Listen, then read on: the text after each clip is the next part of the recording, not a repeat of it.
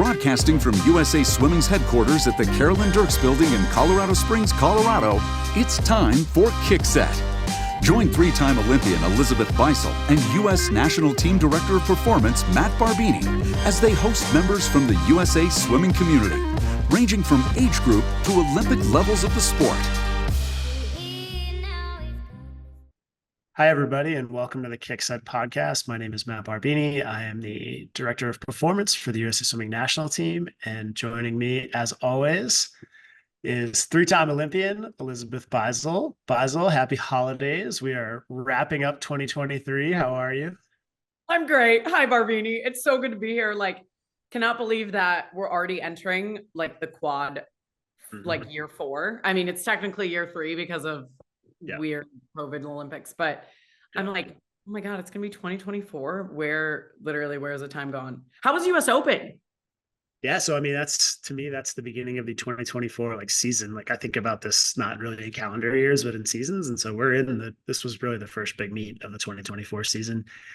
It was great. It just that meet in the pre-Olympic year is always one of the biggest and most competitive meets we have. And I think we saw a lot of finals heats there that will resemble the finals heat that we eventually see in Indianapolis. And then even, aside from the Americans that were there was some super fast international swimming there. It was just a great meet overall. One of the best, I call that the best domestic, not trials meet that we have every quad is that pre-Olympic US Open.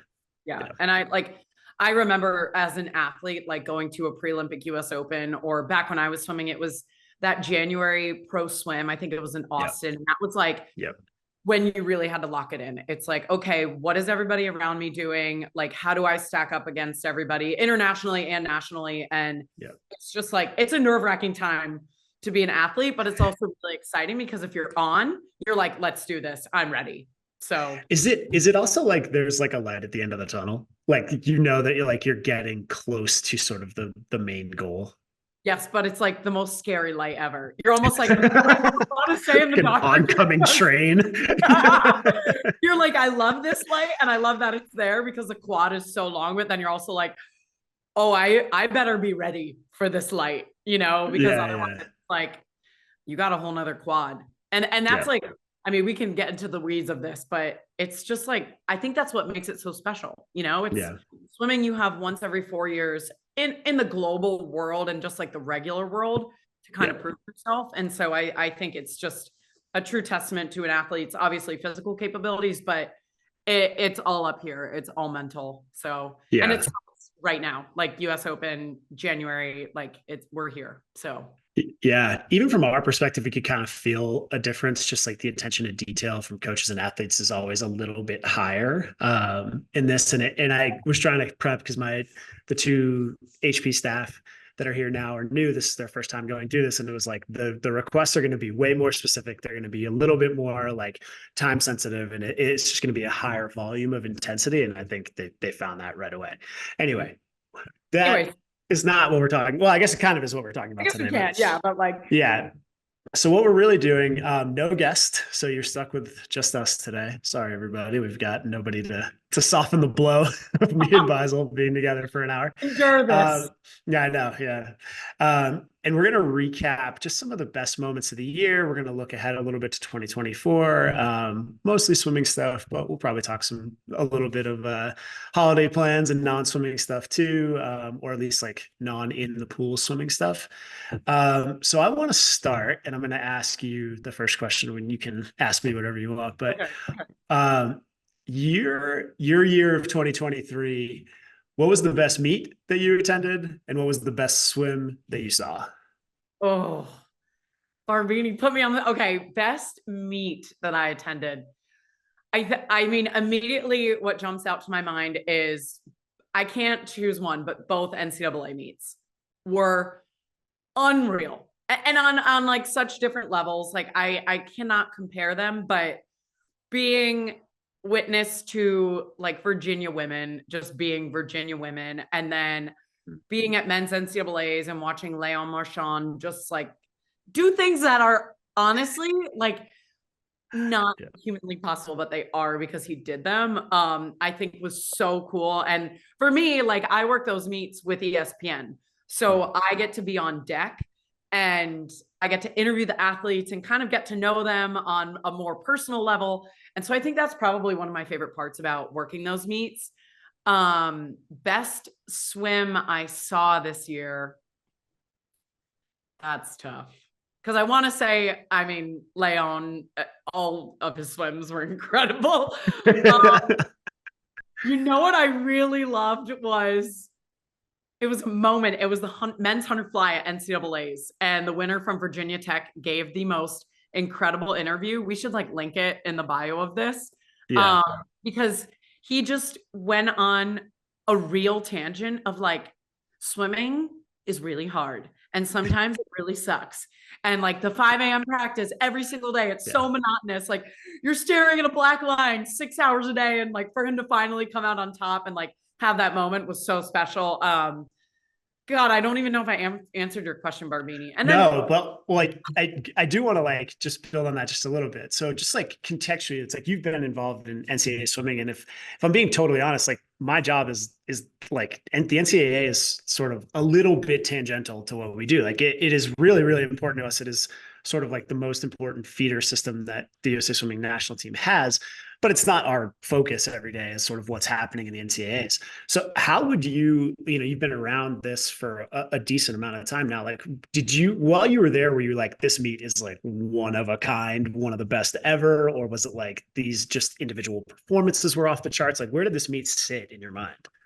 I think it was mostly the individual performances that truly blew me away. Like watching Kate Douglas do what she does, Leon Marchand, like all of these people. It's like, one, it makes me glad that I'm not swimming anymore. I'm like, there's absolutely no chance that I could ever do what these people are doing. It's unreal in the best way. Like, I'm so stoked.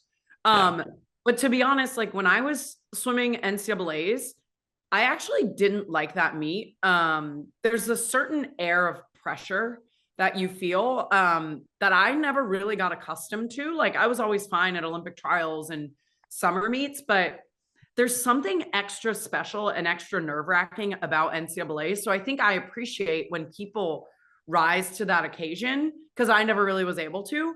I think they've just tapped into a certain area in their brain where it's like, oh my gosh, like they are the real deal. Like these are the athletes. And yeah, I mean, men's NCAAs, if you haven't been, it's a literal party. Like Cal Bears alumni, there's nothing better than a Cal Bear. I want to join the Cal men's swim team because it's like so amazing. It doesn't matter. It's 120 degrees in that pool deck. It's like gross and sweaty, and they're in these like full on bear.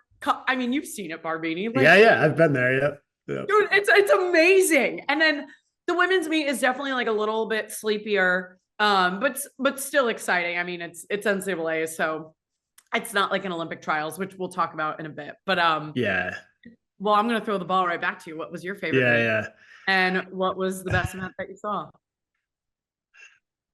Favorite meet is always easy for me. I am, and I think I've said this before here, that I never enjoy anything more than a trials meet like that. And it really doesn't matter what it is. If it's world trials, Pan Pac trials, even if we're just picking a world junior team or something, like the idea of people racing head to head for spots on our top team is the most exciting thing in the sport to me. And that's not to diminish what happens at worlds or the Olympics. Like those are amazing, but the sort of the unknown of like what might happen at a trials meet and then seeing it sort of play out over the course of the 5 or, next year, 9 days. It's by far my favorite thing. I just love the flow of it, and people coming out of nowhere, the unexpected, the stories, the people that, do what you expect. That is my favorite type of meet.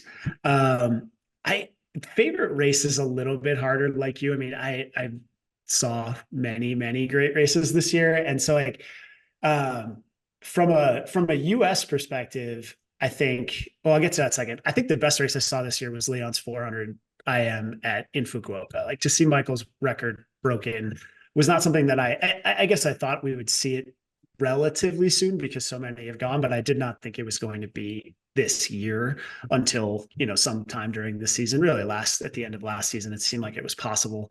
But to see that go down was, because that one has just been kind of seemed somewhat unattainable. And so to see that happen with Michael in the building was really cool. So that was probably the best individual swim for me personally. It was the two medley relays in Fukuoka. There just had been, and I've said this before too, but like we were really good this summer at Worlds. And I know the narrative around that it was not necessarily the case that we were great, but we won 30 medals in Olympic events. That's pretty good. 31 if you include open water, and that's always sort of the target for us to get into those and get into 30 if we can or get close. And but we, the Australians won a lot of gold medals, and we didn't win as many golds. And so, at that point, winning the gold medal count was no longer achievable just based on the number of events left. But to get those last two golds and to close that meet and to go into the 24 year with two golds and beating the Aussies in both, that to me was like a nice way to close that out. And I said this to Lily at Golden Goggles, her interview, and this is like deep swimming in the weeds, but her interview after that race, she basically was like, yeah, we're still here. And that's kind of how a lot of us walked away from that meet, was like, everybody, the narrative was that we weren't very good, but like, we're still here and we just won the last two events. So I guess we're still okay. 100%. And to be honest, I think there's something to be said for going into an Olympic year with, for lack of a better term, kind of a chip on your shoulder. Like, you know what? Think that we're not going to show up in Paris.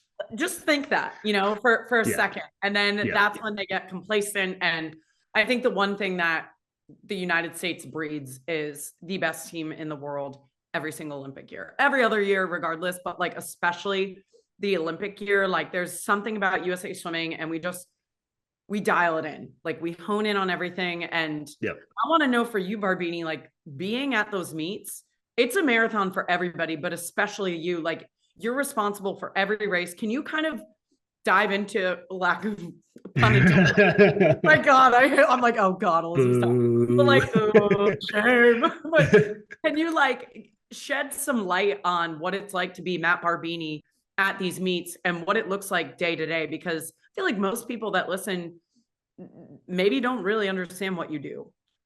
Yeah. So my job has changed over the years, but primarily what we do at the meet itself is we are like basically the race analysis and race video provider to the team. During camp and prior to competition, there's a lot more that we do, but during competition, especially while the meet is going, we're up in the stands. And so we have a team of 3. One of us will film, and then 2 of us will work on sort of analysis and then making video available to the athletes. And analysis means that we calculate the stroke counts, times to each position in the pool, and then provide reports to the coaches on the staff, the athlete, their home coaches, all of that, making sure video is available to everybody that needs it. In addition to that, though, we're working with the coaching staff on sort of the flow of the meet. So, what adjustments do we need to make to our relay plans? We're meeting after every prelim session where there's a relay event to select the finals relay. That involves a lot of background information. So like, what has this athlete done on relays in the past? How good is their relay start? And it's our job to be prepared with that information all the time. So whatever question comes up, our goal is to be able to answer it without having to be like, oh, wait, hang on, I got to go look that up. Like, we want to be prepared with all of that. And then working with individual athletes. So, it's like somebody comes out of prelims and it's like, I wasn't very happy with that. Can we look at my stroke or look at my start or my turn or whatever, and doing specific technical work. And it's a little bit similar to what we do all the time, where it's like whatever comes up, we try to fix it. I mean, we try to be as much of a Swiss Army knife as we possibly can. And it's just, I think one of the challenges and what makes it fun and what makes it sustainable to do it year after year is that it's never the same. So that it's like with the issues or the questions or the challenges are different competition by competition. And then you'd add, looking ahead to next year, you lay over like the Olympic attention and like everybody you went to high school with being like, hey, I saw you walking through walking on TV. It just changes sort of and your mom is watching a lot more closely, even though she pretends she watches all the time. Right, You know, right, exactly. nobody really does. But yeah, it's sort of whatever we can do, is kind of the expectation of how we operate through those meets. Jack of all trades, Matt Barbini. Jack of all trades, man. I know you do it all. I love that like comparison to Swiss Army knife. I have a question about kind of like the fitness trackers. Like I know the Sandpipers of Nevada use the Flex. Like some people are using Trident. Yep. Like, do you see an advantage to those? Have you seen more of an uptick recently? I guess what is your expert opinion? Because those are things that like that's unheard of to me. You know, like that wasn't available to me while swimming. So I'm wondering, like, if I were swimming right now, would you recommend me using it? I mean, I think application of those things depends on what your goal is with them. So the rules now allow you to wear them in races. And the only rule is that it can't provide any feedback. So you can't wear like an Apple Watch where you could get a text if your tempo fell too slow and you could like feel the buzz and know that like your tempo is below 1.6 or something like that. Would really only apply to distance events, but it would still be an advantage if you could receive communication from the deck. But you're allowed to wear anything that doesn't communicate in a race, including on a wrist. I haven't really seen many people wearing anything wrist-based. I know that feels a little disruptive in a race while you're swimming. But head-based things like Trident have also existed, and Flex. I think there can definitely be some not analysis paralysis, but just like information overload. So I think you have to have a pretty clear idea of what you're trying to measure with wearing one. So if you're just going to look at what it spits out with no context, I think you're just going to get confused by what you see. Whereas if you have a plan, you have a set that you're doing in practice that you want to evaluate, how does your heart rate respond to 300s? And how does it, let's say you're trying to negative split them. Like, what does negative splitting do to your heart rate? Or what does going out the first 100 at race pace and then just trying to sort of swim a regular 200 on the back end? I think if there's a specific question you're trying to answer, it's really valuable. I think if you go into it without a specific question or a goal, you could just be like, I don't know what any of these numbers mean, but that number looks higher than that number, so bad. And I think that's where a lot of people get lost. Like a downward spiral. Yeah. And I think it depends on how much tolerance you have for information too. Like, are you somebody that can take information and like be like, okay, that wasn't great, and I'm going to do better next time? Or are you like, you take negative, information and be like, that's it, I'm done. That. It really depends on the athlete and the coach and their level of familiarity with it, their interest in it, and how much they're able to apply it to like specifically getting better at components of a race, as opposed to being like, this number said I stunk today, which is like, nobody should do that. Right. Would you have wanted that when you were swimming? Like, I mean, as a 400 IMer, that kind of there would be a decent amount that you could learn from it if you were able to like take it in context. I think, like you said, like case by case. So I think I would like it in practice. And because I was always very curious as to like what my heart rate was, how far I could push myself. Like we did a lot of tempo trainer stuff. But I think I definitely am somebody who doesn't need too much. Like I'm thinking about a teammate of mine, Katie Hoff. We had her as a guest on this podcast earlier this year, and she is very type A with her training. Everything, she's so dialed in. She's so detail oriented. I don't know if that would be good for her or bad for her. It might be like too much or I don't know, not enough. But for me, I think I would just like a little bit, but not enough for me to kind of go in that downward spiral of like, oh boy, the season's over. Like, these numbers are showing me X and it should be Y, So it's interesting though, because I feel like a lot of people, I mean, I'm just seeing them on pool decks and warm up and using them for pace and just warming down in general. So I was interested to get your take on that, because you're kind of like the go-to guy for that. Yeah, I do think that there's this, it's new, right? So like, I think there is like, this is one of the challenges of our job, because people ask us sometimes like, well, why don't you guys just like give every piece of information to every single athlete all the time? Just bomb everybody with information, and then people can self-select that. But you just you just alluded to it with Katie. It's like some people may not respond well to that, and so we don't know that. So it's like we try to kind of curate what we provide to people to what they actually need and want, as opposed to just people can get overloaded with that stuff. And it's like, it's really not, it's never our goal to be like, to negatively impact somebody's season by providing like too much information or changing their focus. It's like, we always try to work within the parameters of what the coach and the athlete are trying to do. Yeah. Just Yeah. minimize the overload of information. Like, we're already thinking about so much, especially in Olympic year. Oh my gosh. Like, yeah, right. Exactly. Exactly. I do also want to mention an amazing swim that I forgot to mention, but Katie Grimes, like, just making the Olympic team and being the first member of Team USA, like not just like the aquatics program swimming, like in general, first person going to Paris.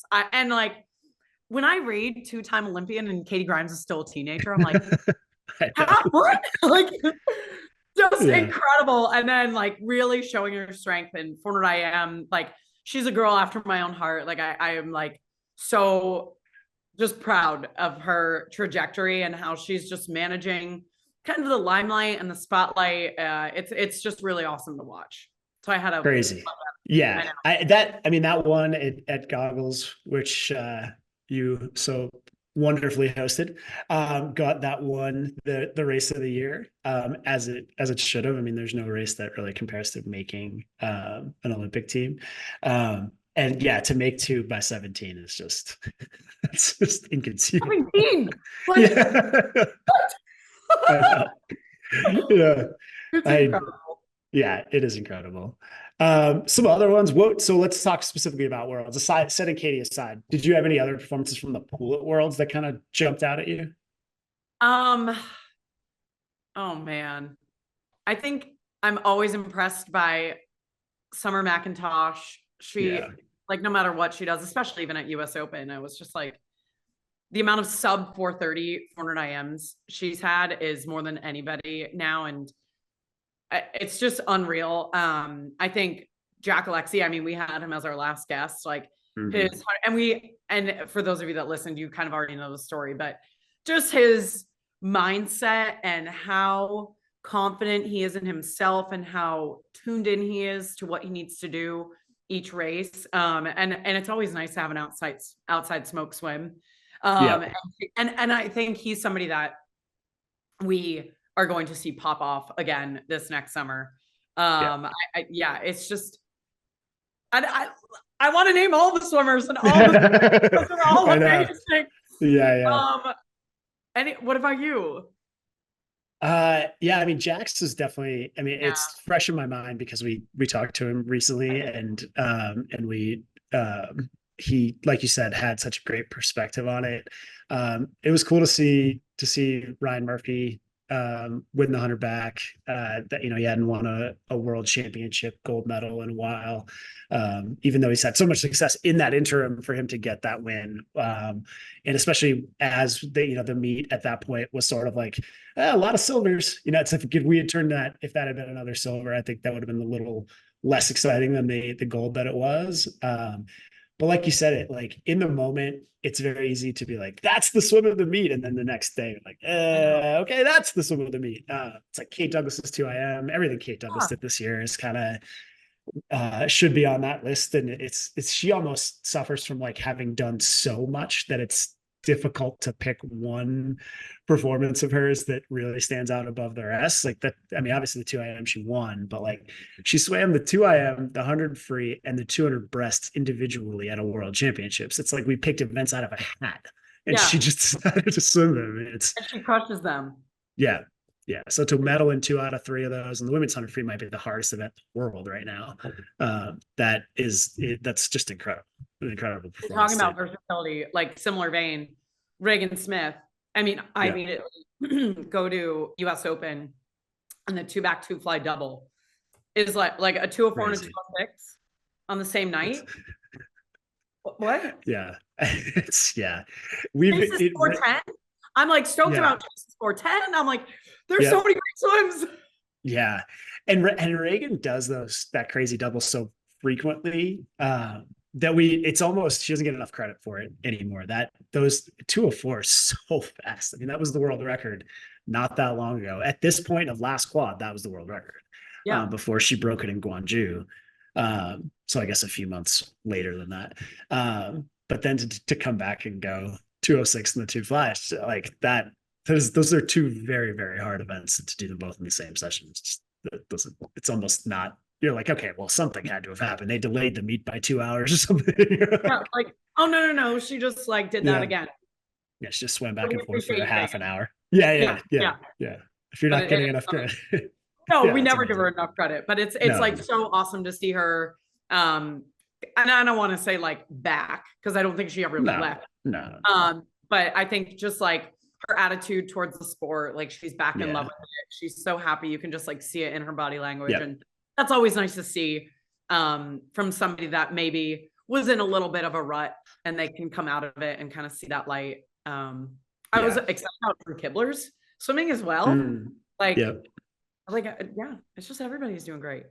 Yeah, we're going to talk about this later, but all of these things will meet, you get to the like, well, what's going to happen at trials? It's like, it's impossible to predict, because you have these things that just flow through the season. It's like, you probably would have said one thing coming out of our trials in June, and then you would have said another thing maybe coming out of Fukuoka, and maybe say another thing coming out of US Open. And it's like, you're aggregating all of that together to then try to have some sort of coherent idea of what we're going to get coming out of trials. But then of course there's going to be the kid that neither of us are very familiar with that makes the team. And then we're all going to go, oh, all right, there's that one. That's my favorite part about trials though. But I will say that, like, not to be a downer, but like the hardest part for me about trials is being in the warm up, warm down area. Just because it's two opposite ends of the spectrum, especially like if you're in the final and you're kind of in that top 0.001%, it's either your dream came true and you made the Olympic team, or you got third, fourth, fifth, or didn't make it. And that's maybe your career. It's another 4 years. So it's such like a melting pot of emotions back there. And I mean, you're back there the whole time. Like that's Barbini, where you live. How is it for you to kind of, when you have those athletes who maybe got third and they come, do they even come for video review? Like, what do you say? Like, most of the time not. They don't really come back to where we are. And I don't know that I would want to watch myself get third. There have been some. I guess I don't really want to call anybody out in that like super vulnerable place, but there was an athlete in 2016 that got third. That there were 3 people that very well could have medaled. And this athlete got there, and I had worked with them a lot in the lead up through that. And it is sort of hard to know what to say, because it was an older athlete that their career, that was basically it. And it is really, you appreciate them as an athlete, you appreciate them as a person, you appreciate having worked with them. You like, especially for me, who like, I worked with some of these people like repeatedly through the year. You see the amount of effort they put in, you see the amount of passion and determination, and how much it, like, frankly, sucks a lot of the time for them to, like, the training and the sacrifice that they have to make, and to see it come down to, a half a second and to go the wrong way is super hard. At the same time, there is a competitive element to it in my job, where it's like you have that conversation, and then you just have to kind of shift to the athletes that made it, because those are kind of now the priority. And it feels, I've always described trials as just very unforgiving and merciless. Like the format of the meet itself doesn't care who got retired by the event the night before. We just move on, and not we as people, but like the event moves on and someone else makes the team the next morning or the next night. And it is a little bit, it can be a little bit unforgiving for those, or unsympathetic to those people that end up in those situations. Yeah. Oh, it's a heavy meet. Oh, anyway, before we get to that, let's talk a little grassroots stuff. So we're gonna be rolling out a goggles on campaign. So that would be #goggles-on, all one word, which focuses on the early years in the sport, how you learn the ropes of it. And so we have written here to ask you, because nobody really cares about my swimming history, but I care what's about your, thanks. So what do you remember from your start in swimming? And I'm sure you've told the story a million times, but, and what are some of your favorite memories from like swimming as a kid? I mean, I think like everybody's swimming story kind of starts the same-ish. I didn't like come from a swimming family. I just went to the mommy and me classes at the YMCA because my mom and dad wanted me to be safer around the water and know how to swim. And is that similar to yours, Barbini? Is that kind of how you started? Yeah, I took lessons at the Y, Yeah. like most people do. Yeah. But then I didn't swim. I like didn't really swim as a kid. So mine is a little bit different. Yeah. That is because I was one of those kids where I was such a water baby. I was like the only kid in the mommy and me classes that wasn't screaming bloody murder. Like, I absolutely loved being in the water. And then that turned into once I was old enough to join the swim team. And again, it was just my pure love for the water. And then the sport kind of came along with that. Mhm. And I think the coolest thing about the Goggles On campaign is really focusing on us, like the sport itself, but like why we all do it. Like we obviously Yeah. love the Olympics and tempo and all medals and all of these like intricacies about it. But at the core of it, we all swim because we start when we were probably young and we all just love being in the water. And, for me, being on the Make a Splash tour with people like Colin Jones and Chase Kalish and Missy Franklin and the whole 9 yards, it reminds us kind of why we do this and what we want to see from people in the future. And we hope to inspire people to not become Olympians, but to just love the sport that, we have. It's one of the best sports in the world to do for the rest of your life. It's low impact. You don't see anybody running marathons when they're elderly, but you'll go to a masters meet and you'll see a 100-year-old doing like 100 freestyle. Yeah. I mean, I can do that now, like thankfully, but Sure. like when I'm 100, I'll be doing great if I can do that, So it's just like Yeah. a lifelong passion sport. It brings people together. It's so good for your health. It's a life-saving skill. If you have the skill of knowing how to swim, it reduces your risk of drowning by 88%. And that's as close of a cure as you can get. So Yeah. it's rewarding to be a part of the USA Swimming Foundation and the Make a Splash tour and this Goggles On campaign. But I mean, Barbini, I do care about your swimming career. People are like, did Barbini swim? Yes, Barbini swim. He's amazing. So I want to know, what are your favorite memories? But so I learned to swim as a kid, but then I was more of a land sport person basically up until like halfway through high school. And so I played basketball, football, baseball, and was decent at all of them, but never like, I wasn't gonna probably play in college in any of those. And got a little dinged up my sophomore year physically, so ended up swimming instead of playing anything else that winter. And these are just like the things you hear in the sport where it's like I'd been in the water my whole, like we had a little like above ground backyard pool at my house, so we were in the water all summer long. Like all of our vacations in the summer always kind of revolved around like either going to the beach or going to a place with a pool.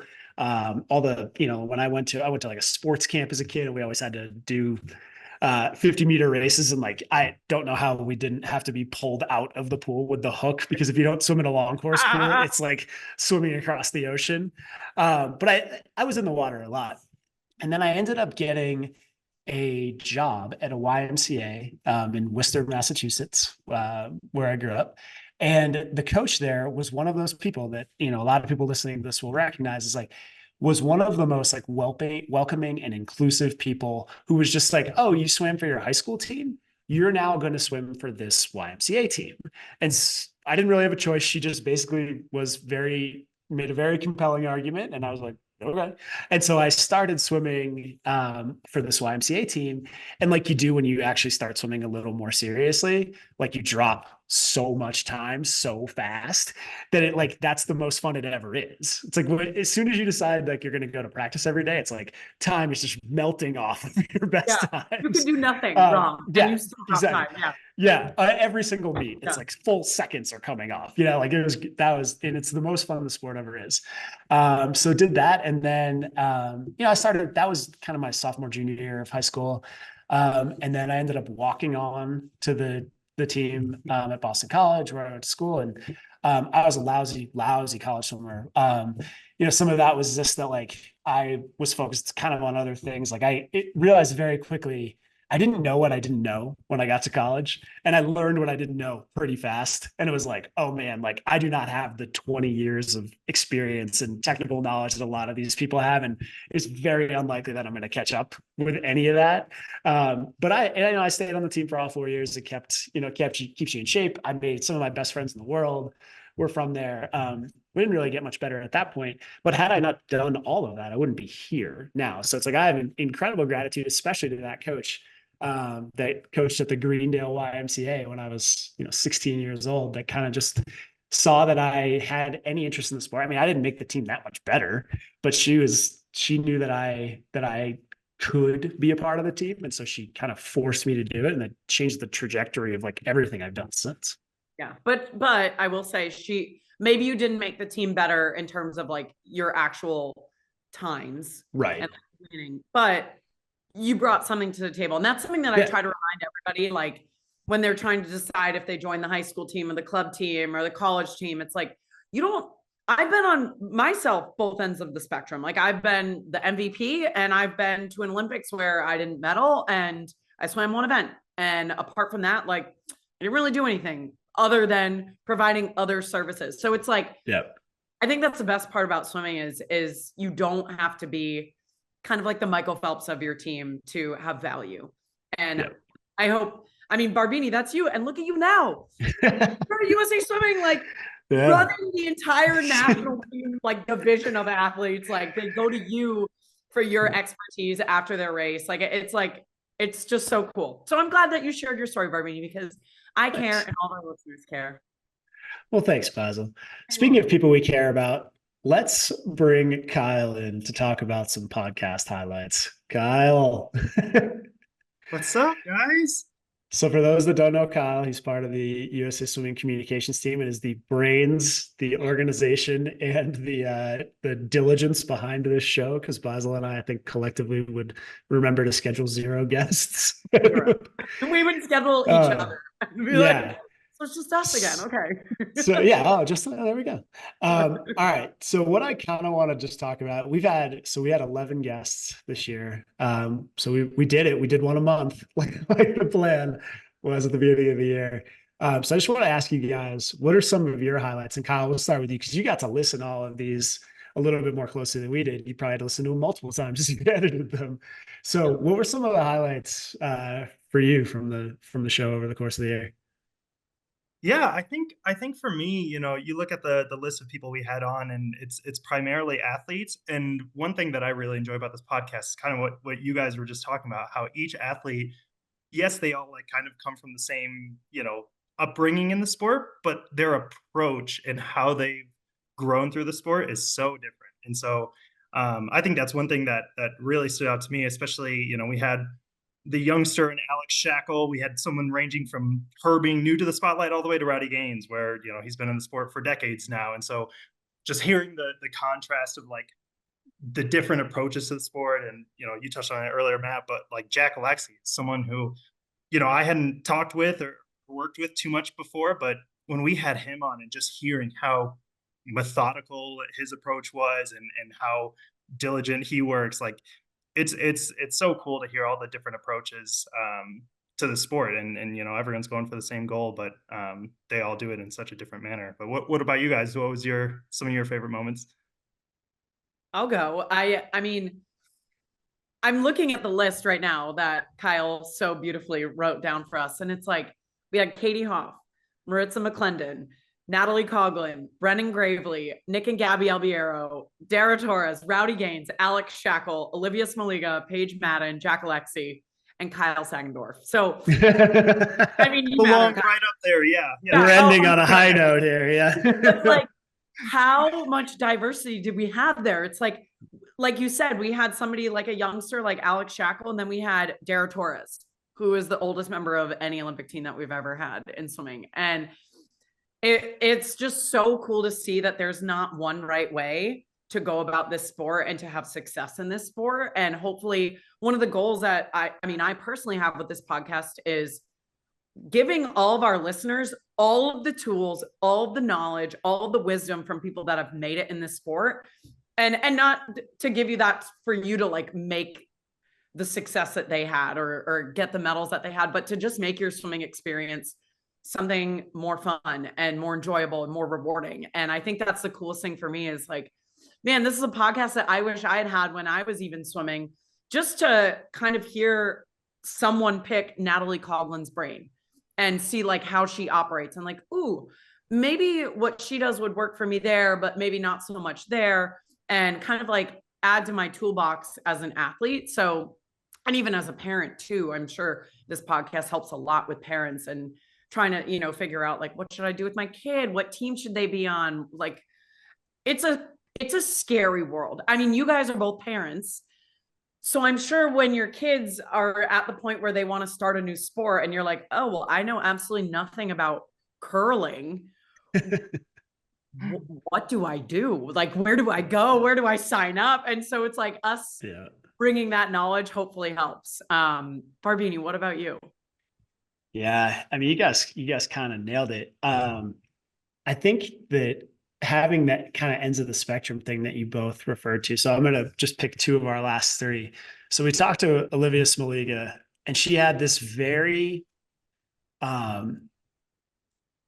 sort of soft side, like very thoughtful way of approaching the sport that was, you know, integrated a lot of sort of other methodologies, and the way she thinks about it is just very unique for a high level athlete. She talked about her meditation and her mindfulness and all of, you know, some of the outside the pool soft science type elements that I think are super important, especially for somebody that kind of leans into that. And then our last guest prior to this was Jack, who just was like so methodical with the way he thinks about the sport. And they both have made our world championship team. They both won medals internationally. Like they both reached a level of success. They both had great seasons and approached it probably about as differently as you can. If I'm going to pick like a favorite talk though, I was in Japan. It was like 6 a.m. when we did the Rowdy Gaines one. And that one to me was just that was about as fun a session as we've had, because I really enjoyed that. Was before competition started. And we were able to talk about what was going to come at Worlds. But then we also talked about the piece that sticks in my mind the most is the Ledecky legacy part of that conversation. That to me is something that is so important just in the sport generally, just the place that she holds in it. But to be able to talk about that with somebody like Rowdy and with you, Beisel, who have seen so much in the sport and are kind of so aware of the context and the history of what has happened in the sport before. I just really appreciated the opportunity to just be in that room and be able to talk to Rowdy about things that are so cool to me still. It's like I still have a fan side in the sport even after doing this for 12 years. So that was very fun for me. I mean, Rowdy's just a swimming, encyclopedia. And we've had him on the podcast a couple of times, and every time he comes on, you leave just being like a better swim fan. Like, all these historical figures that, probably 0.001% of the swimming world knows, but Rowdy can just rattle them off. And that's one thing that I loved about that episode and having him on. Another one that I loved too was Brennan Gravely too. Yeah. Brennan he's as good as it gets as it comes to, a fun personality, but touching on the side of, I think one thing that I left that one with, and I know Barbini, you've talked about this too, but like open water is such a good avenue when it comes to going to meets, getting out of your comfort zone, and even a pipeline to the national team. And it's something that I think is super daunting. Beisel, I know you've done some open water swimming, and it's, my brain just can't compute doing it. But the way that Brennan laid it out, I think, especially as someone as decorated as him, he's been one of our best open water swimmers for a while. The way that he approached that conversation, I thought was super helpful for anyone who's even, briefly considered open water. And it's just, hey, you have to, if you get out and just try it, you're going to open a whole bunch of new avenues to your swimming career. God, Yeah, not just your swimming career, just like your enjoyment of swimming generally. Like it can be tedious to swim back and forth looking at a black line all the time. If you can switch that up and go swim in a lake or the ocean, I mean, I feel like even for me, when we go see my parents back on the East Coast, I'll still go swim, just down the shore. And that to me is a completely different experience than going and doing 2,500 in a pool. Oh, 100%. And accessibility, kind of along the same vein as you, Barbini, like you don't have to pay for a membership. You don't have to go when the pool is open for lap swim, like the ocean, the lake, pond, wherever it is that you swim, always open. And yeah, I love it. I mean, it is also very hard though. Like we're paying. Yeah. Trust me, if you're gonna pursue this. Yeah. I'm in DC right now, and I ran into Callan Keller in the streets like 2 days ago, and she swam the 25K at the 2007 World Championships. And it was the first time the 25K was offered. And in that 25K, I think they actually had to stop it. Barbini, correct me if I'm wrong, because conditions were so bad. And then they had to like restart the next day. And it's just like, it's such a hard game to play. And apart from that, like training for it, I remember when I was swimming at Florida, the open water like group, Nesty would take all the lane lines out of the outdoor 50-meter pool and have the open water swimmers swim the perimeter of the open water of the 50-meter pool for 2 to 3 hours. But like in Gainesville, that's the closest you're going to get to training open water. And so it's really cool to, see the different ways that people train and stuff. But yeah, open water, amazing. Highly recommend everybody try it. Yep. All right. So before we jump to our social kick questions, we've sort of alluded looking forward to 2024 trials and then obviously Paris. Both of you give me one thing or one story or one event, anything you want that you're looking forward to most in this 2024 season. Kyle, I'll take it. I'll echo what Barbini said earlier in that trials meets. It's just a whole different ball game, and especially now going to Lucas Oil. Like we had I think it was November of last year, Barbini is when they did the national team onboarding. And so we did like a little tour of the stadium, and it is, you see the pictures and the mock-ups and it looks big there. But when you walk into that thing, just imagining what a swim meet's going to be like, or even at US Open, talking to some of the athletes, it's like, imagine like swimming backstroke at trials and like looking up, and I don't know the dimensions of the stadium, but looking up to essentially the sky, like that, it's going to be insane. So just, I think the sheer like spectacle of trials will be so daunting. Like it's scary to think about, but it's also just going to be so cool to have everyone kind of experience that for the first time since it's never been done. Yep. I mean, I fully agree. Like, you know what I thought of when you said like you're swimming backstroke and you're looking at the sky? I was like, I wonder what the athletes will follow when they're swimming backstroke. I always think about that when I'm at a pool. Like, what is my line that I follow when I'm swimming backstroke? But yeah, I mean, just Olympic trials in general, like seeing names that we know likely make it, like Katie Ledecky. Are we going for Olympics number 5? That is what, and she's not even old. Like she's like Katie Grimes scenario. It's like, hey, you're making your 5th Olympics and you're like 20, like mid to late 20s. That is wild. So it's like storylines at that I don't want to take for granted. Like obviously following Caleb Dressel, and he's back competing, and I think that's just so beautiful. And then Chase Kalish, who swore to me that he was done swimming the 400 IM after Tokyo, and he's like ripping a 410 at US Open, like clearly still swimming the 4 IM. Like all of these, and the new Yeah. storylines, like the Kate Douglas, the Alex Walsh, the Gretchen Walsh, like the UVA girls. I think there's just, I mean, I could literally read through all of the results of all the meets that we went through and be like, yeah, that person and that person. And it's just, it'll be so much fun. And then of course, like big picture, having a normal Olympics, you know, like obviously Tokyo was so different because of COVID and all of the restrictions that came with that. And just being able to do it the way that I knew an Olympics was like as an athlete. Yeah. So I'm excited for all that. Barbini, what about you? Yeah, so you guys definitely said my two. I mean, obviously trials, we could hold trials in a bathtub and it would still be my favorite meet. It's just my favorite event on the calendar every 4 years. And it's not really all that close.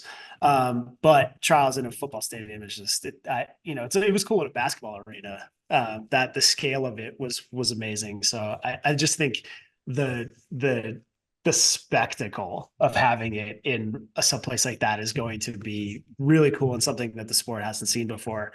And then the second was going to be the normal Olympics, just having fans in the arena. I mean, having probably the most prominent male athlete be French is going to be really cool. Like that crowd is going to be serious to deal with for us. You know, it's going to, like, yeah, it's going to be awesome. And then, I almost talked about this in the opposite earlier, but like rivalry is good for the sport, right? Like swimming is better when Australia is good. Swimming is better when Canada, GB, Japan are all good. Like fast swimming is better for the sport. And there's a diversity of fast swimming around the world right now. And there is kind of a renewal of the US-Australia rivalry. I mean, they are as good as they've been since I've been in this job right now. And so a little increased intensity around that, I think, is a fun story. It gives a little extra motivation to everybody, but it also just kind of adds a little spice to the event. It can be an individual sport, but I think we'd all sort of be kidding ourselves if we pretended that the team rivalry wasn't back a little bit. And seeing how that plays out is going to be really fun. I think I kind of look at it as, it from the team sports perspective a little bit, just like what would this storyline be if this was like a World Cup instead of an Olympics? And it would definitely be like these two powerhouse programs facing off in the biggest event. I thought it was super interesting when we were talking to Jack in the last episode, and he just made his first international team this past year. And even then, like, when we were talking about Worlds, and I forgot if he brought it up on his own or if you guys did, but he was talking about that same narrative of how, the US didn't perform this past year. And you could tell that he was an international rookie, he was like pissed off. And it's like, you see that fire even in the younger people. And so you think about, the people both on and off of this Worlds team from this past year. Everyone knows the narrative. Everyone knows, what the takeaways were and what some of the, public is saying.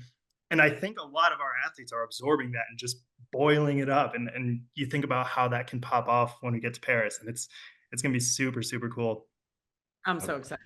I love a good, but the thing about swimming is like a good rivalry is so great. And like this cheeky rivalry between USA and Australia, but then like you're on the pool deck and these Aussies are like your favorite people in the world. No, like, they're the nicest people in the world. It sucks. Yes. I genuinely love the Australians. Like I love them. I mean, I love to swim faster than them. Like, I mean, it doesn't matter. Like, but it's just like, it's so classic swimming. Like everybody's just friends. Yeah, I love that. I mean, my counterpart from Australia is like the nicest person, Jess. I just can't stand it. I wish they were meaner. I know, they're like the best. I love them. Yeah, I know. Go USA, obviously. Yeah, of course. Yeah. We wish them many silver medals. All right. So our social kick this time is going to be a little different. So we asked what some of your favorite memories were, or what you're looking for in forward to in 2024. So I'm just gonna call these out, and then if you guys want to give them a little extra after I finish, please jump in. So for Mia M, her favorite 2023 moment is breaking a time I'm stuck on, and she's excited to get better and show her true potential this year. I think breaking a time you're stuck on is the most relatable thing that can happen in swimming. So I'm sure, Beisel, you've had to experience this as much as anybody. I think 100% of all swimmers deal with this, Yeah. like regardless of the level. And Yeah. like once you finally do, like Mia said, it is the best thing, because it opens and it's like you blow off the doors and you're like, yep, this world is my oyster and I can move forward now. It's the best. So Yeah. go Mia. We're so Congrats to Mia. Yes. All right. So from Hayden H, favorite 2023 moment. I feel like we could put Hayden H and then like in parentheses after it, everybody. Yes. Caleb winning the 100 fly at the US Open. Yeah.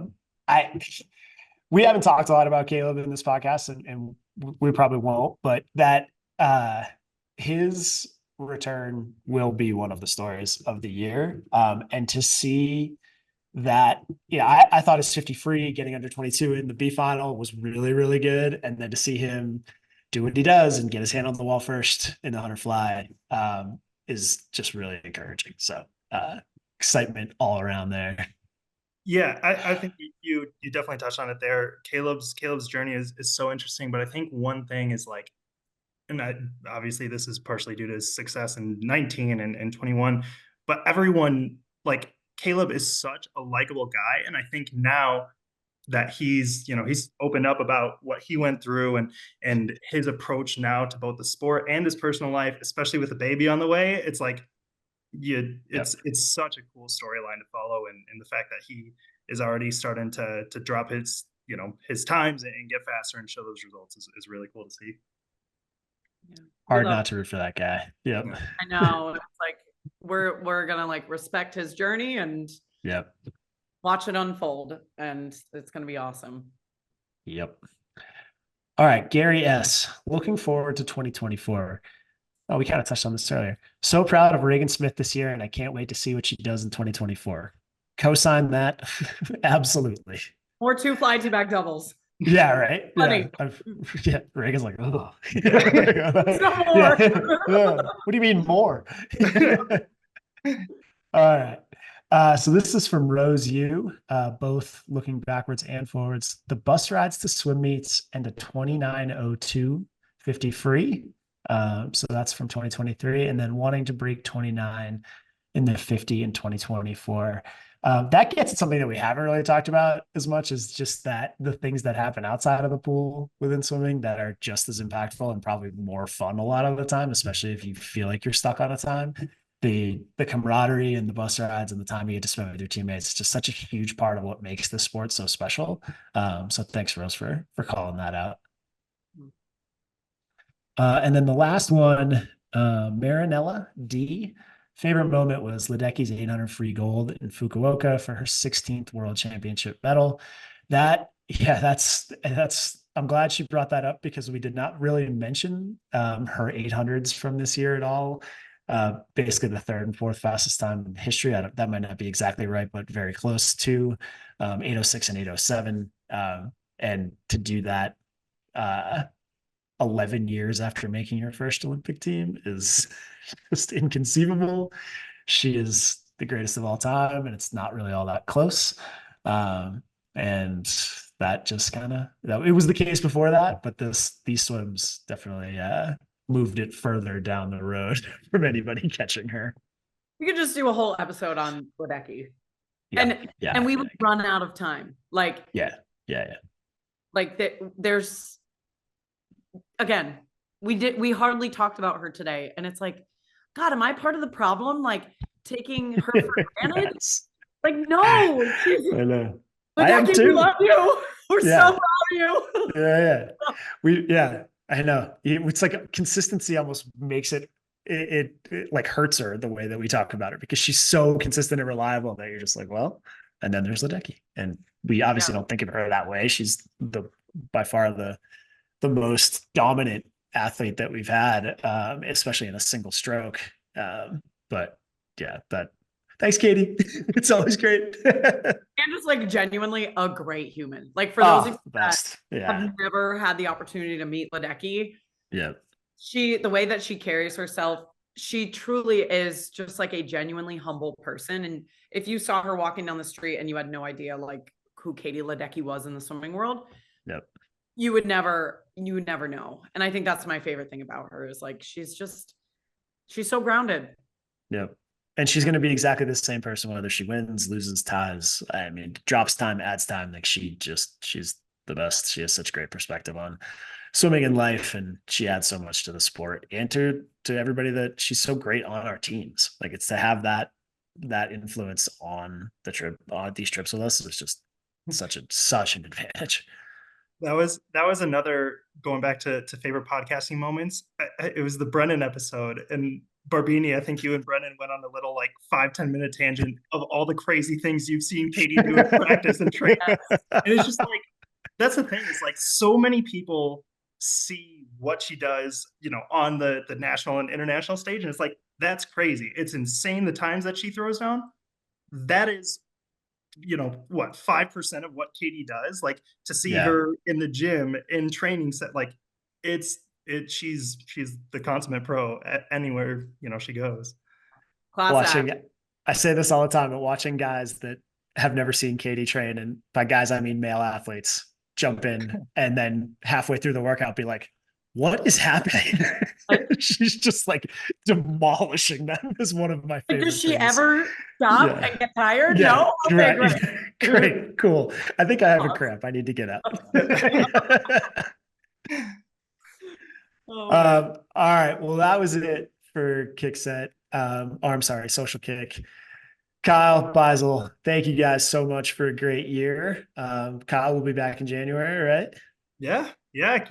Looking forward to it. We'll have a lot of trials-based episodes, I'm sure, coming out. A lot of, you know, touching on some of our grassroots stuff that we have going on too. So we should have a fun episode. We're on YouTube now full time. So you know, for those who want to watch as Beisel and Barbini stumble their way through these episodes, you can see whoa stumble.